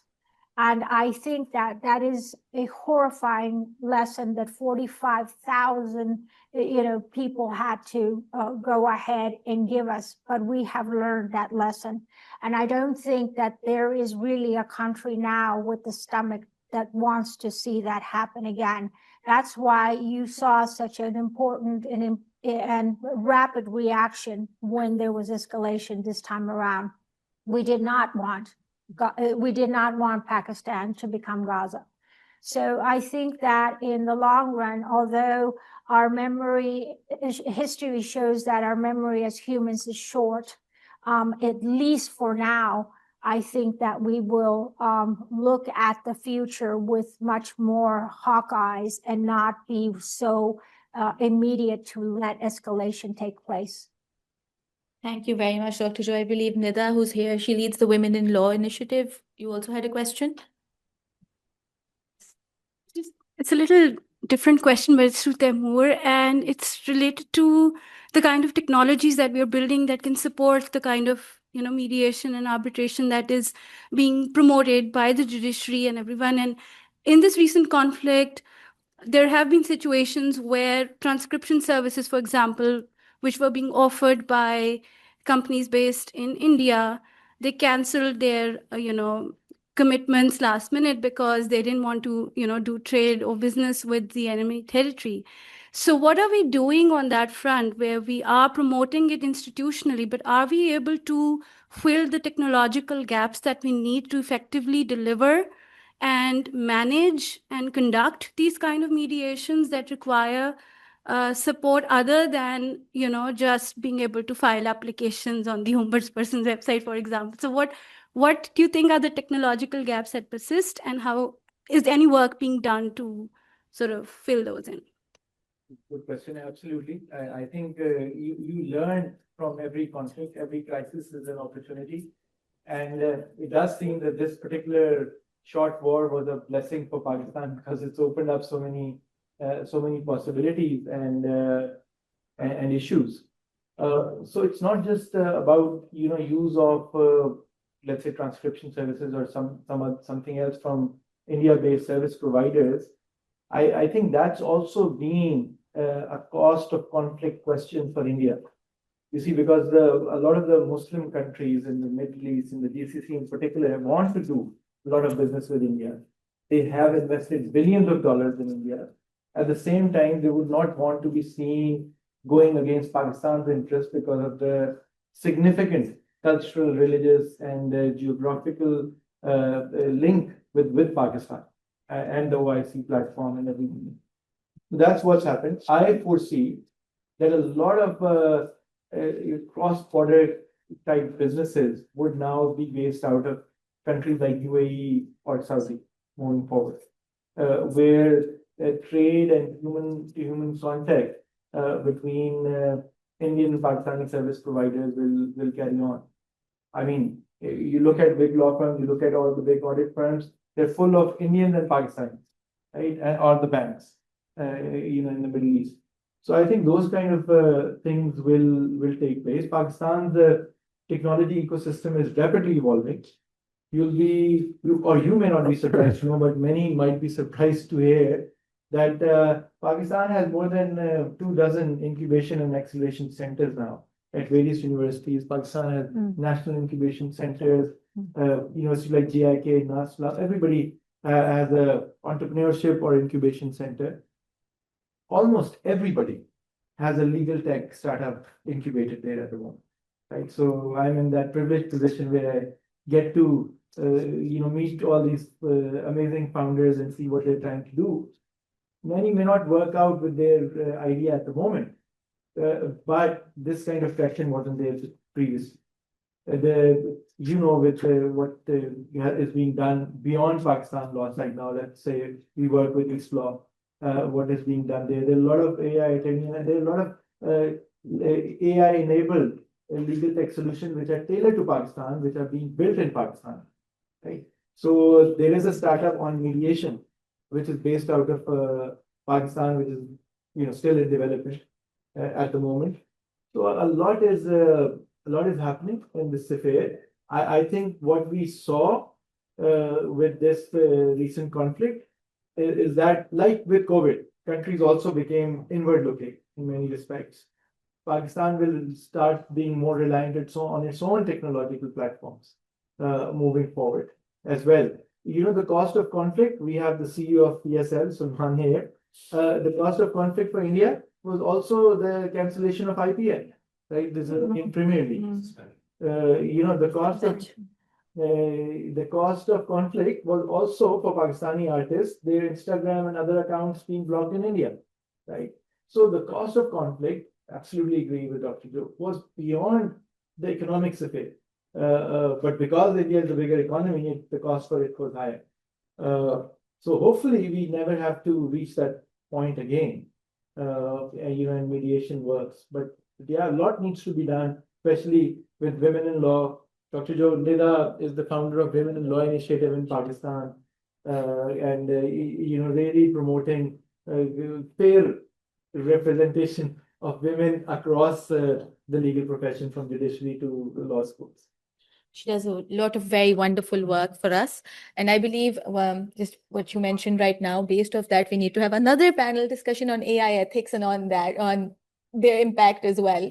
But that is something for another time. I believe we have another question. Or would Aisha want to comment something from a more international perspective? Okay.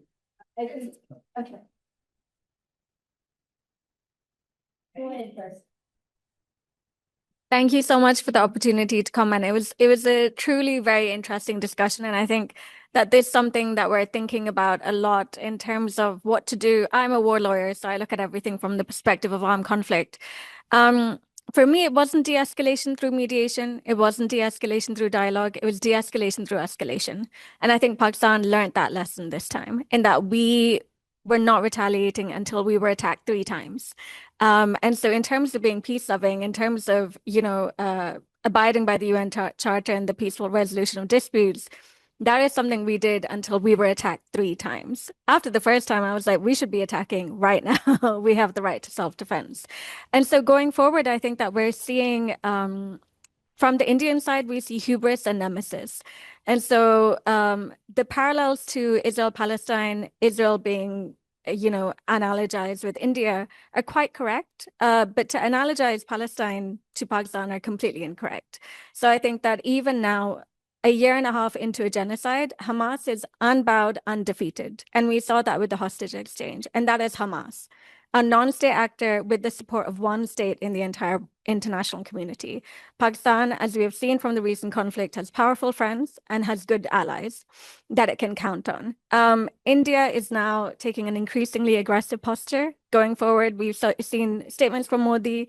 We saw today that they have decided we're going to up our air defenses, we're going to invest in that manufacturing.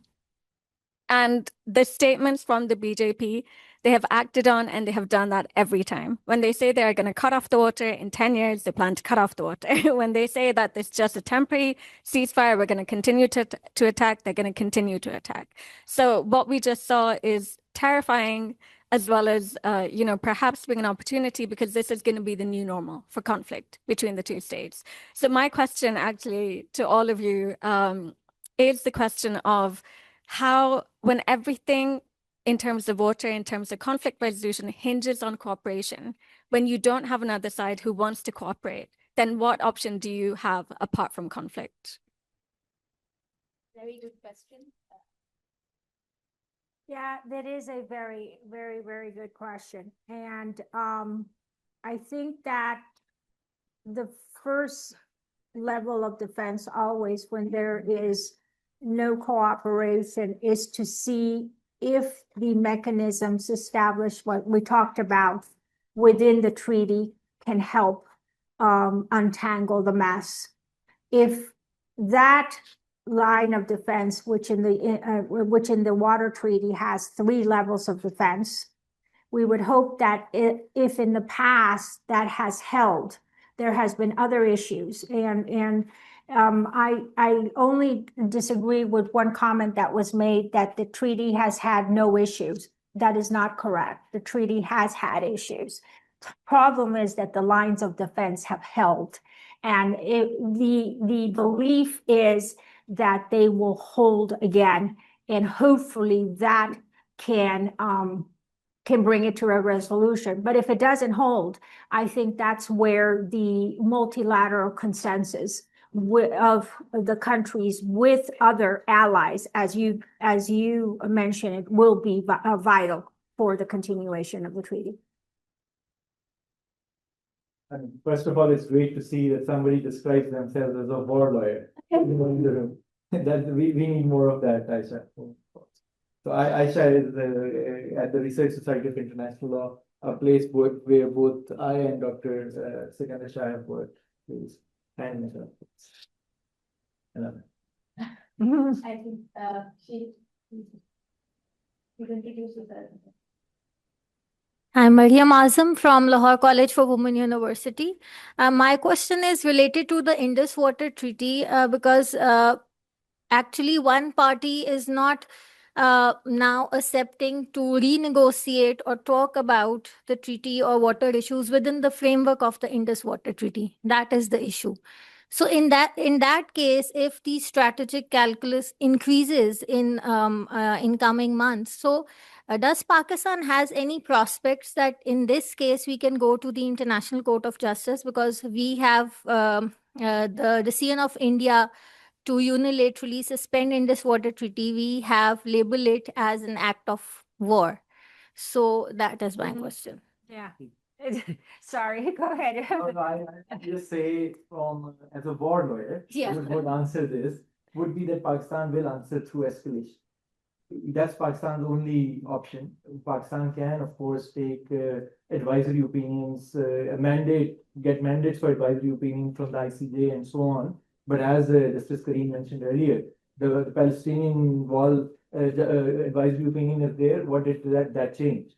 It still led to the So I think Pakistan should be very clear about this. There is no room for attacking water installations or dams in international law. But then there is also no room of holding an essential treaty like IWT in a bay. So Pakistan's response would be offensive, and through escalation. I can speak without the mic. Recording, but Right. And so I wanted to make a remark. Aisha said that what other option do we have except for conflict when treaties are broken? Is that a correct inference? Dr. Joe, would you? Because Yes. I think that was the conclusion. What other option do we have except for when treaties are broken? Correct. Yes. So what we talked about is that when treaties are broken, we utilize the mechanisms within the treaties first to go ahead and try and salvage the treaty. See, because the interest here is not to completely destroy the treaty, but bring back the treaty. So think about a treaty like a contract, like any other contract. If there's a breach of contract, there's not necessarily a desire by the parties to simply do away with the contract. That doesn't help anybody. So what you're trying to do here is bring back the treaty, put it back on track. So the response to that was to utilize the mechanisms within the treaty to bring it back to that. If those three, right now in the water treaty, there are three mechanisms for that. If that doesn't work, then you look at a consensus, which is multilateral involvement where the country who is being affected, in this case, most likely we're talking about Pakistan, looks to other nations for a consensus to pressure the reestablishment, not the resolution, the reestablishment. I guess my inference is validated, right? So there's a prophecy in the Quran pertaining to that. It's in Surah Al-Ma'idah, verse number 82. Can you share that? And you will surely find the most intense of the people in animosity to the believers to be the Jews and those who associate others with Allah. And you will find the nearest in affection to the believers to be those who say we are Christians. That is because among them are priests and monks, and they are not arrogant. It's practically a covenant by Allah, the Lord, let's say, that it's bound to happen. If you make treaties with them and you hold the same standards of propriety or expectation that you have with the Christians, then I think we're not doing our homework.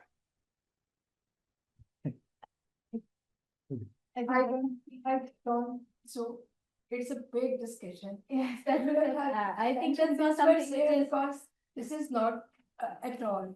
Okay. There is a big discussion behind this. that's a separate you're entitled to have an opinion on it. That's a separate discussion. Moving on, I think we just need to wrap up as well. I'm very sorry, it's just that as a you have a Again, this is something that comes apart from, so alternative ways of dealing with this water crisis are not, of course, I know we discussed here, but something we need to research and look into. For example, at least the Indus River originates in China, okay? So it is an upper agrarian state. And so China can also divert waters going into India, Indian Kashmir, coming into, so this is something that Pakistan can explore. The other thing is a lot of these rivers enter Pakistan, go back into India. Under the treaty, we are meant to put that water back. We cannot extract that water from the lower three rivers because they belong to India.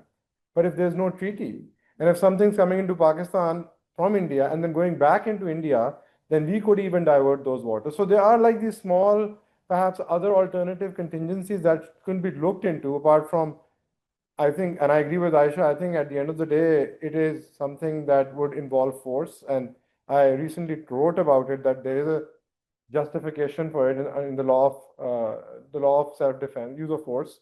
Clearly, this fulfills the requirement of self-defense at some point in the future.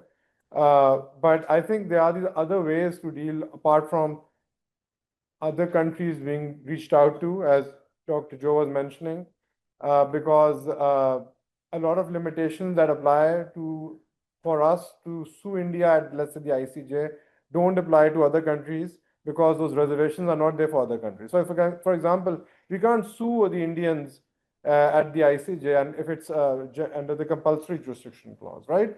But China can sue India because there's no reservation that you can't go to court if a Commonwealth country is involved, right? That's one thing. Secondly, we can withdraw from the Commonwealth, okay? Because the limitation is because we are part of the Commonwealth, India is part of the Commonwealth, we can't sue them in the ICJ. So these are all the things we should start looking at legally. How do we prepare ourselves to deal with the Indus water dispute?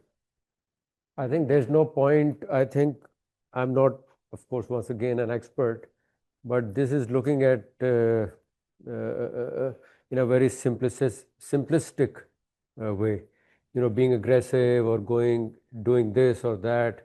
I think we're not in a position to do that. It has been and it will be moving forward, in my opinion, for the two countries to just negotiate and mediate amongst themselves without anybody else being involved. And this will happen with time, in my opinion. You see, the ceasefire, if it was negotiated by President Trump, it has held not because of President Trump, but because the two countries are in contact with each other behind the lines. There are other channels which are open, and they are holding the ceasefire. And this is important. This will work for the future, nothing else, in my opinion, because India is not going to look to other countries to mediate. It has already said President Trump did not do anything. It did not have anything to do with this ceasefire. So moving forward, India will not accept anything of that kind. Both the countries will have to, do it on their own, and I think this will happen with time. I believe, as a moderator, I am overjoyed by the prospect that so many people have so many questions, but I do know that our esteemed panelists have commitments right after this event as well. So I will have to cut things short. I would like to invite Dr. Sikandar to just come forward and provide the panelists with some souvenirs that they have kindly arranged for. And I would also like to thank all the panelists for their time and being so engaging and so open to discussion with our audience as well. Really appreciate it.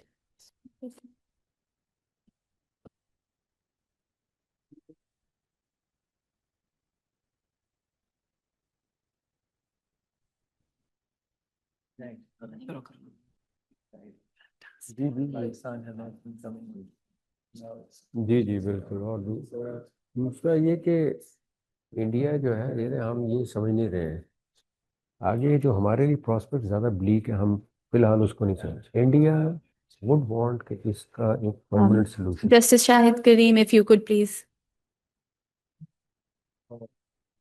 Most welcome. Thank you for having me. Thank you so much. Barrister Taimur Malik Saab, thank you.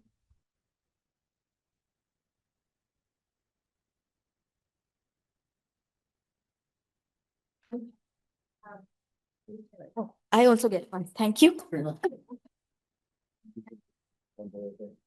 India, do you know, it's looking, it will be looking for a Thank permanent you. solution to this. कि जैसे वो Is there economically and globally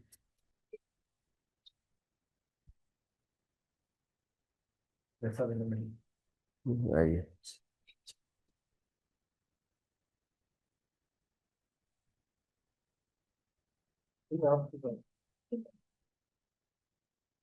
आप एक आप दरमियान में नहीं Dynamics of Dynamic- having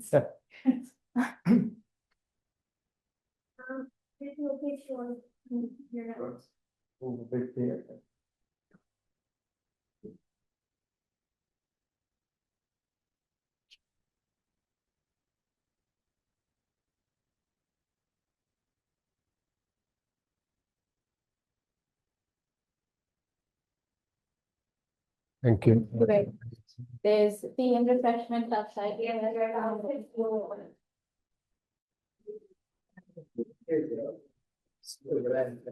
Okay,